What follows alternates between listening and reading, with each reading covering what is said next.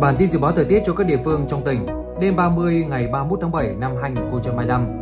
Khu vực phía Bắc, mây thay đổi, đêm có mưa rào và dông rải rác, cục bộ có mưa vừa mưa to, ngày trời nắng, có nơi nắng nóng, nhiệt độ từ 20 đến 35 độ C. Khu vực phía Nam, mây thay đổi, đêm có mưa rào và dông rải rác, cục bộ có mưa vừa mưa to, ngày trời nắng, nhiệt độ từ 23 đến 33 độ C. Khu vực phường Lào Cai và vùng phụ cận, mây thay đổi, đêm có mưa rào và dông, có lúc có mưa vừa, ngày trời nắng nóng, nhiệt độ từ 27 đến 35 độ C.